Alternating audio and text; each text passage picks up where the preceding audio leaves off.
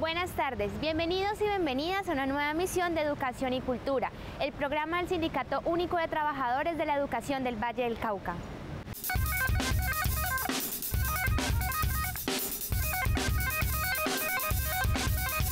Porque todos los niños, niñas y jóvenes tienen derecho a una educación gratuita y de calidad. Las instituciones oficiales del departamento del Valle del Cauca aún tienen cupos disponibles. Los padres de familia o acudientes pueden acercarse a la institución educativa oficial más cercana o a las secretarías de educación municipales y departamental para adelantar el trámite de matrícula. Solo deben llevar los documentos de identificación del estudiante y los certificados de estudios y aprobación de los años anteriores. Porque la educación pública es gratuita, matricúlate ya.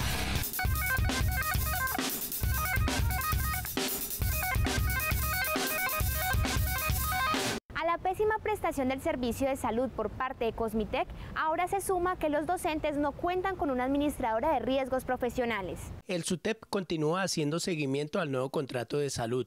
Por eso este jueves 22 de marzo se llevará a cabo una segunda reunión en la que estarán presentes FECODE, la Fiduprevisora, la Procuraduría, la Superintendencia de Salud y Cosmitec.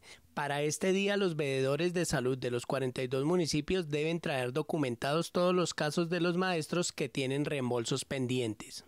La Fiduprevisora se ha comprometido a pagar esos reembolsos, todos aquellos procedimientos que no realizó Cosmitec a 22 de noviembre y que aún sigue represados a cirugías, las citas especializadas, los medicamentos, las ayudas diagnósticas, y en ese orden de ideas pues será el accionar unitario del SUTEP el que permita que este tema se vaya resolviendo. Con los términos de referencia establecidos en los nuevos contratos, el magisterio busca acabar con la crisis que desde hace 20 años atraviesa el régimen especial de salud. A la fecha los problemas siguen y los docentes responsabilizan a la Fiduprevisora y al Ministerio de Educación Nacional por haber entregado el contrato a un operador que no cumplía con los requisitos. Los nuevos términos de referencia, en mi forma de ver, al momento de comenzarse a cumplir, no habían las condiciones ni por parte del profesor ni por parte del ministerio para ser aplicados. Fueron 2 años preparando unos términos de referencia que la profesora, que fue la que los implementó. A mi forma de ver, esta problemática está tan fuerte que yo pienso que en 3 meses no alcanzamos a comenzar a hacer cumplir los términos de referencia. Así, Fiduprevisora comienza a apretar, no se va a poder. Los prestadores del servicio tampoco estaban preparados sabiendo que iban a postularse para los nuevos términos de referencia. Mientras Cosmitec afirma en las auditorías y las reuniones que las quejas de los maestros son casos aislados, los docentes en todos los municipios denuncian que conseguir citas con especialistas puede tomar hasta 1 año. La entrega de medicamentos es tan complicada que prefieren comprarlos. No existe ni la red propia, ni la red secundaria, ni la red alterna. Es decir, el servicio de salud está peor que antes. Aquí, con estos gobiernos, prima más la cuestión de carácter económico. Es decir, muérase el que se muera. Paseo de la muerte, citas que no hay, medicamentos que no hay, laboratorios, ni mucho menos especialistas. Cosmitec no cambió y no va a cambiar mientras las cuestiones no se paren en seco aquí. Por otro lado, el gobierno continúa incumpliendo con los acuerdos firmados en 2017. El profesor Luis Eduardo Varela, directivo de FECODE, denunció que los maestros hoy no cuentan con una administradora de riesgos laborales y el manual de calificaciones que certifique una pensión por enfermedad. No tenemos quien nos valore el ingreso, quien nos valore el retiro, los reintegros por incapacidades, los accidentes laborales, todo está en veremos porque es el gobierno nacional en cabeza de la ministra de Educación Nacional la que ha venido incumpliendo estos acuerdos. Mientras los maestros siguen aportando grandes sumas de dinero al régimen especial de salud, este parece no tener ninguna diferencia con el sistema de salud tradicional, donde los operadores juegan con la vida de los educadores y el gobierno no hace nada.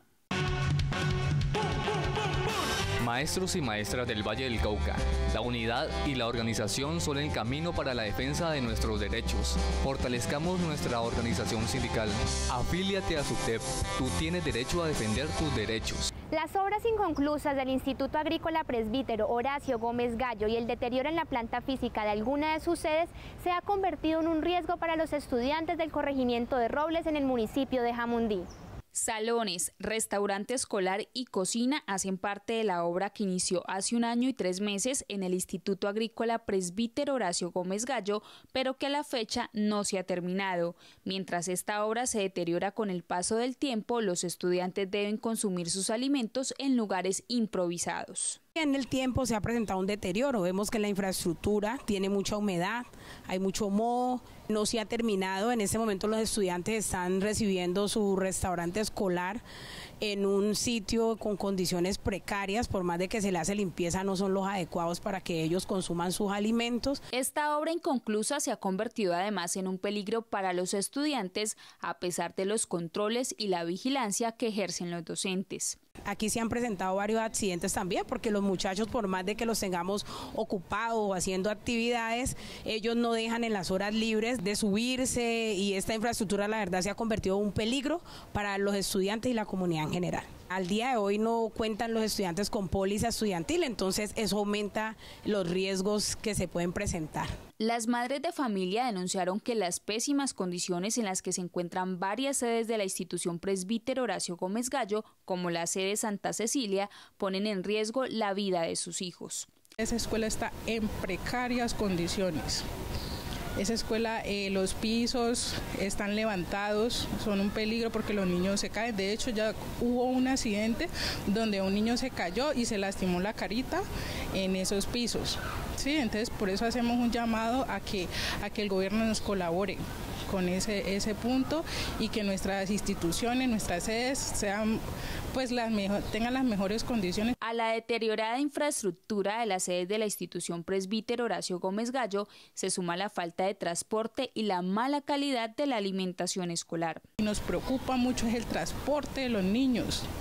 El transporte de los niños es pésimo, el restaurante escolar es pésimo. Esos niños están recibiendo yo digo que eso es maltrato. Esta comunidad le exige a la Secretaría de Educación del municipio de Jamundí que brinde garantías dignas para que los niños, niñas y jóvenes del corregimiento de Robles puedan ir a estudiar sin ningún riesgo. Ser maestro es mi orgullo, un gran reto es mi misión, transformar para el mañana el hombre. El Servicio Nacional de Aprendizaje SENA se convirtió en un fortín de la clase política y corrupta que por siglos se ha venido apropiando de los recursos de la educación en Colombia. 2018 es un año donde las estrategias políticas de cara a las elecciones de la presidencia de la República muestran una vez más las acciones tramposas y corruptas. Sindesena denunció que desde el más alto nivel del gobierno se viene amañando la contratación del personal. Estamos en un momento de reacomodo, es lo que decimos. La administración del SENA actual, dominada por Alfonso Prada, actual secretario general de la Presidencia de la República, pretende mantener sus tentáculos en el SENA y darle un acomodo a toda la estructura burocrática del SENA en favor seguramente de sus amigos y de su clientela. En noviembre de 2016, una de las contratistas denunció públicamente que para la renovación de su contrato debía cancelar una coima mensual de 100.000 pesos. A este hecho se suman otros casos en varias regiones del país, entre ellas lo sucedido en el Putumayo. Desde el año pasado se está denunciando como representante de la Cámara, por ejemplo, esta señora Argenis Velasco, representante de la Cámara por el Partido Liberal en Putumayo. Habían denuncias de trabajadores que decían que trabajadoras del aseo del SENA eran llevadas a la casa de Argenis, representante de la Cámara, para que le hiciera el aseo a esa señora. Que habían una especie de cobros a contratistas para que financiaran las arcas de la señora Argenis en vísperas electorales. La lucha que el sindicato y los trabajadores dieron el año pasado logró que el SENA realice la formalización de 3.000 trabajadores de planta y 800 en provisionalidad. Un esfuerzo que hoy se ve empañado por las acciones politiqueras corruptas y tramposas. Hoy que logramos que haya una formalización a través de concurso, de provisionalidad, de contratistas, Se están dejando de lado muchos contratistas que llevan años en la entidad y están apareciendo contratistas de un momento a otro que al parecer que la mayor ventaja que tienen es que vienen de casas políticas de las clientelas regionales. Estas acciones demuestran una vez más que la corrupción ha permeado las instituciones públicas, amenazando la estabilidad laboral y económica de los trabajadores. Una crisis que tiende a profundizarse con las pretensiones del Ministerio de Educación de obtener el control del SENA. Los llevarían a perder sus fuentes de financiación, los llevarían a eliminar como esas características que lo muestran que es una educación distinta a estas otras y tal vez justificarían lo que siempre han querido hacer. Unificar las entidades, todo el sistema educativo y casi que terminar absorbiendo todos los presupuestos para quedar todo el mundo desfinanciado. Hoy el SENA recibe cerca de 3 billones de pesos, recursos que ni siquiera alcanzan a recibir las 32 universidades públicas del país. Un presupuesto que si queda bajo el control del MEN profundizaría la crisis de la educación pública del país.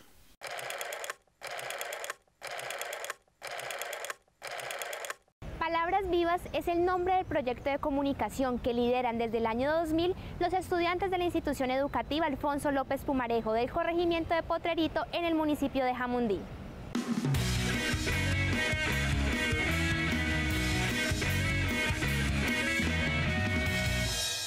Estamos aquí en la institución educativa Alfonso López Pumarejo del corregimiento de Potrerito del municipio de Jamundí para presentarles el proyecto Palabras Vivas, que consta de prensa, radio y fotografía. Los invitamos a conocer de él. Yo soy docente de esta institución desde hace 23 años y pues hay muchas cosas bonitas que se pueden hacer con los estudiantes en los colegios. Y a mí me gustan las comunicaciones, entonces dije, bueno, pues con ellos es rico trabajarlo, o sea, lo poco que yo sé y lo que podía conseguir con amigos de las universidades.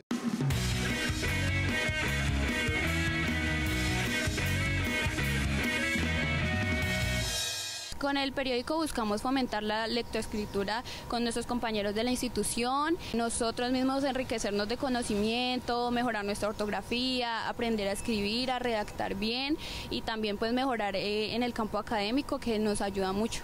Nosotros nos reunimos los sábados, trabajamos 10 personas aproximadamente. El profesor, o sea el director de nosotros, nos da capacitaciones, trae personas de las universidades que lo conocen demasiado, nos capacitan y es una experiencia muy chévere porque vos vas a aprender, aparte de aprender es algo que nos gusta y nos atrae. Aquí se sometió a consideración, cuando recién salió el periódico, el nombre. Había varios nombres, entre ellos el chasqui, y los estudiantes, sabiendo que el chasqui era una palabra de origen quechua que traducía el mensajero, entonces optaron por él y votaron la gran mayoría por el chasqui.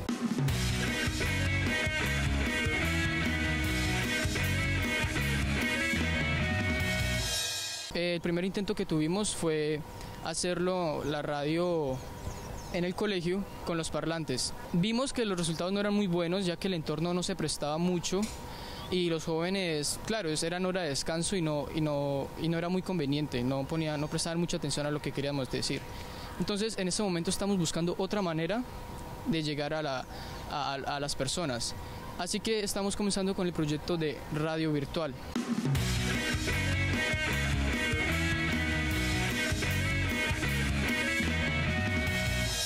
Incluimos la fotografía porque es muy importante que en una prensa escrita que pues no se vuelva como tan aburridora, porque tenemos que tener en cuenta que nuestro público en su gran mayoría son jóvenes. Queremos también transmitir sentimientos, información a través de una imagen. El proyecto de audiovisuales es un proyecto que recién va a iniciar, aunque ya inició con la parte de fotografía en un primer nivel.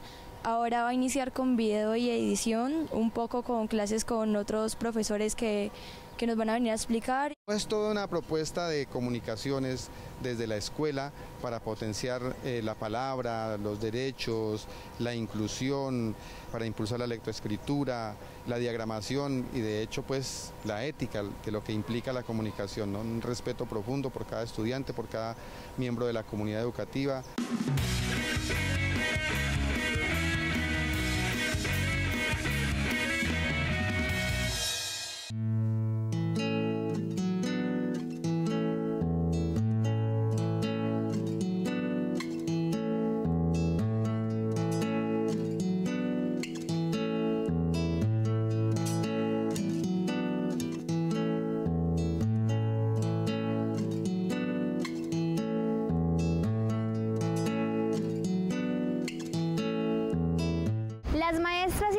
maestros son protagonistas en educación y cultura. Por eso los invitamos a que nos escriban al correo prensasutep@gmail.com y nos cuenten sus historias, proyectos pedagógicos, problemáticas o denuncias. Una cita semanal con el Sindicato Único de los Trabajadores de la Educación del Valle SUTEP. La información sindical, la actualidad educativa y las artes. Educación y cultura. La elección del nuevo Congreso de la República pone en evidencia cómo el poder político y económico sigue imponiéndose en el país, a pesar de los escándalos de corrupción y el rechazo de una parte de la población colombiana. Colombia parece no aprender, así lo demuestra la elección del nuevo Congreso que legislará a partir del 20 de julio. Los partidos tradicionales y vinculados a escándalos de corrupción son mayoría. El Centro Democrático con 54 escaños, el Partido Liberal con 49 congresistas, Cambio Radical con 46, Partido de la U 39 y Partido Conservador con 36. Hay una mayoría en Colombia corrupta que ganó. En Colombia hay una mayoría que siempre ha venido explotando. Hay una mayoría de familias que han venido usufructuando la riqueza nacional del país que producimos los trabajadores en Colombia. Los efectos negativos de las reformas tributarias, el aumento del IVA al 19%, los desfalcos y la privatización de las empresas públicas, la crisis de los sistemas de salud y pensional, la desfinanciación de la educación pública parecen no hacer mella en los colombianos. El nuevo Congreso lo confirma. De los 70 congresistas investigados por corrupción, 43 de ellos fueron reelegidos para el nuevo periodo legislativo. Con estas elecciones el magisterio perdió el año. De los 5 candidatos comprometidos con la educación pública, solo uno de ellos llegará al Senado. La falta de visión y formación política ponen en riesgo el estatuto de la profesión docente, la reforma al sistema general de participación y los cambios estructurales que requiere la educación pública del país y que necesariamente deben pasar por la aprobación de este Congreso. Perdimos un escenario importante en el Congreso. Aunque el hecho de que alguien sea maestro no garantiza que la lucha sea a favor de los maestros. No nos hagamos ilusiones de que porque es maestro ya tenemos resueltos los problemas, porque tenemos una bancada o un senador. Desde 1998 los gobiernos de la derecha le han arrebatado al magisterio sus derechos y le han impuesto nuevas cargas. Hoy el panorama para los maestros no parece alentador. La extrema derecha en el Senado se quedó con el 66% y en Cámara el 72%. Alianzas que hacen inviables cualquier reforma favorable para la educación pública. En Colombia hoy ese sector dominante de la economía nacional y determina también un sector dominante en la educación. ¿Para qué lo hacen? Para dominar también políticamente. Aunque Colombia se ufana de tener la democracia más estable de América Latina, lo que existe en el país es un remedio de democracia, donde el poder político y económico se hace elegir con artimañas, mentiras y compra de votos. Un remedio de democracia en la que clanes y caciques siguen dominando en las regiones y legislando en beneficio propio. El nuevo Congreso que legislará a partir del 20 de julio no representa los intereses del pueblo colombiano, por esto la lucha y la movilización seguirán siendo el camino para defender y reivindicar los derechos de la población.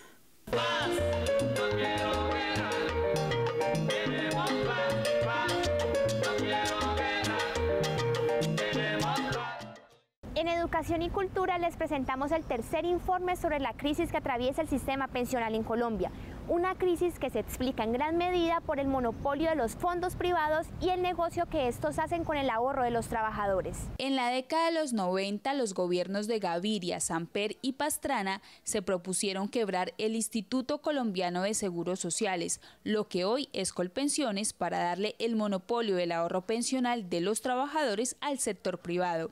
El Estado hizo un pésimo negocio con el sistema privado de fondos de pensiones, porque antes el Estado tenía todos los recursos y lo que hizo el Estado fue transferirle esos recursos a los privados para que los privados los invirtieran en actividades financieras. 24 años después, el monopolio de los fondos privados de pensiones se concentra en Porvenir, propiedad de Luis Carlos Sarmiento Angulo, quien administra el ahorro del 52,7% de los cotizantes del régimen de ahorro individual.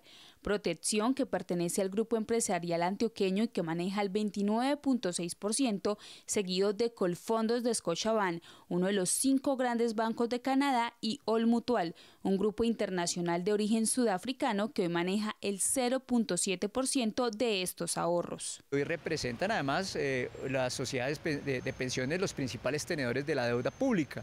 De tal suerte que es un negocio redondo, es un sistema oligopólico muy rentable para los administradores y definitivamente algo que seguirán usufructuando mientras se mantenga la concentración en solo unos pocos administradores. Con los ahorros de más de 6 millones de trabajadores que cotizan a los fondos privados de pensiones y que hoy representan 240 billones de pesos, estos grupos empresariales invierten en títulos de deuda pública, es decir, utilizan los ahorros de los trabajadores para prestarlos al Estado colombiano. El 26% aproximadamente de los ahorros de los cotizantes a fondos de pensiones en Colombia están hoy en deuda del gobierno. Entonces lo que hizo el gobierno fue transferirle los recursos que antes eran públicos a los privados y los privados ahora se lo prestan al gobierno. O sea que quedamos doblemente endeudados con el sector financiero y especialmente con los fondos privados de pensiones. Los fondos privados de pensiones obtienen además utilidades por administrar los ahorros de los trabajadores.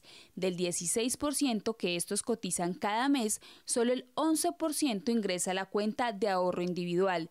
Los sacrificios de los empleados solo alimentan las enormes ganancias de estos fondos. Los fondos o las sociedades que administran fondos de pensiones cobran una comisión cada vez que el trabajador hace el aporte mensual de su nómina. Le quitan o le cobran efectivamente entre el 2 y 3% de dicho aporte y al final también sobre el saldo que vienen administrando cobran una pequeña proporción. Que pequeña que para el acervo que ya hoy tienen, estamos hablando de 240 billones de pesos que administran las sociedades de pensiones, pues ya no es tan pequeño. ¿Cuál es la ganancia de un fondo de pensiones? La comisión sobre los rendimientos del capital del pensionado.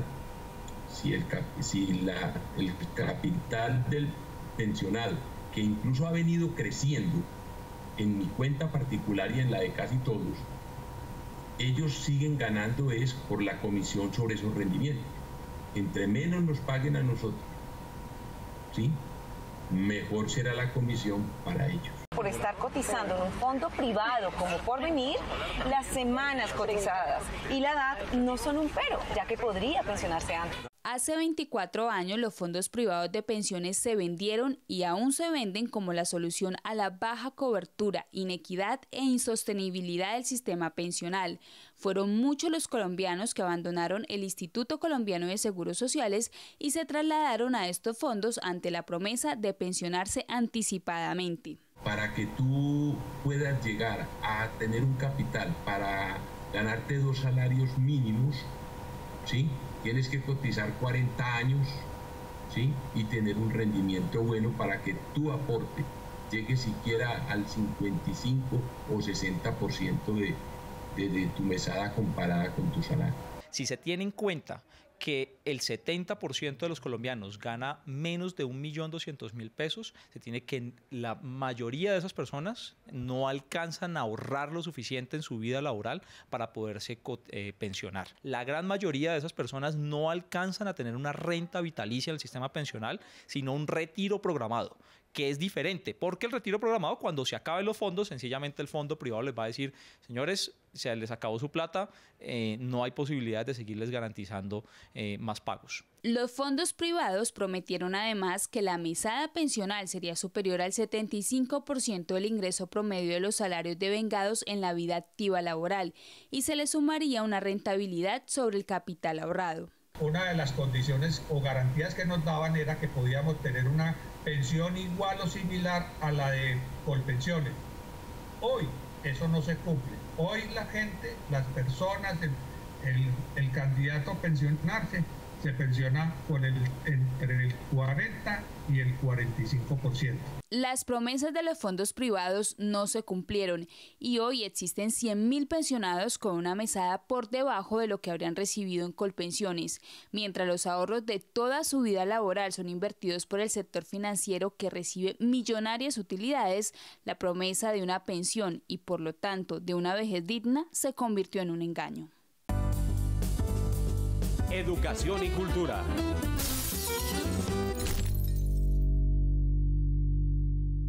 Al cierre de nuestro programa, el informe semanal a cargo del licenciado Carlos Paz, actual presidente de la organización sindical.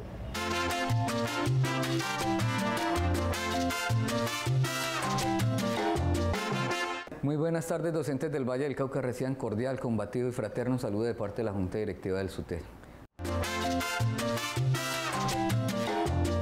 La semana anterior, la Junta Directiva mandó comunicados tanto a la Secretaría de Educación de Santiago de Cali como a la Secretaría de Educación Departamental para que tuviesen en cuenta la Semana Mayor, la Semana Santa, semana que corresponde a una semana de desarrollo institucional, donde la norma es muy clara y dice que se puede trabajar dentro y o fuera de la institución educativa, y donde el señor Odilmer de Jesús Gutiérrez, secretario de Educación Departamental, toma una decisión arbitraria y saca un documento diciendo que los docentes deben de asistir obligatoriamente a estas instituciones educativas. Los consejos directivos de estas instituciones deben de mantener la autonomía y estos días pueden ser concertados con los señores rectores de las instituciones para trabajar dentro y o fuera de las mismas.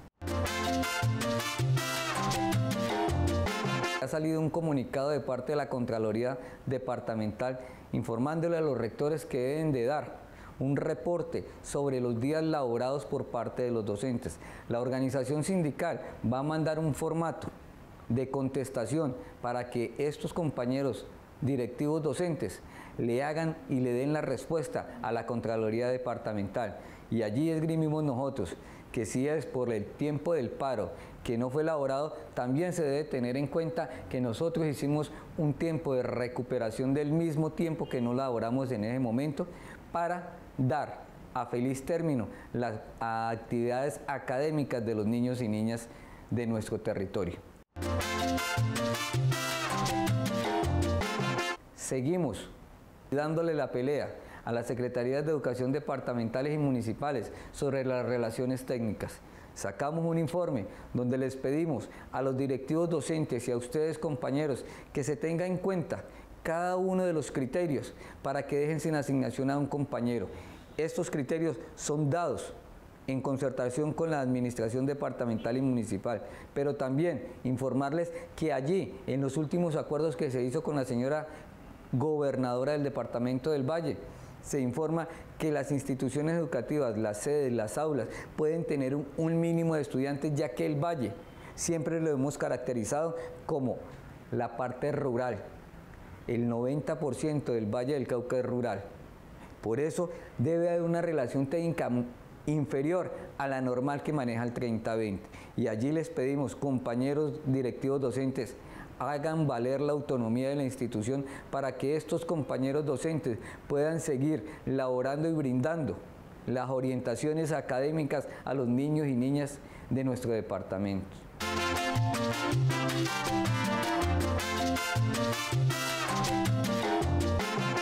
Hasta aquí Educación y Cultura. Recuerde que nuestra cita es todos los lunes a las 6:30 de la tarde por el canal regional Telepacífico. Usted puede ver este programa por www.sutepvalle.org y seguirnos en nuestras diferentes redes sociales. Hasta entonces.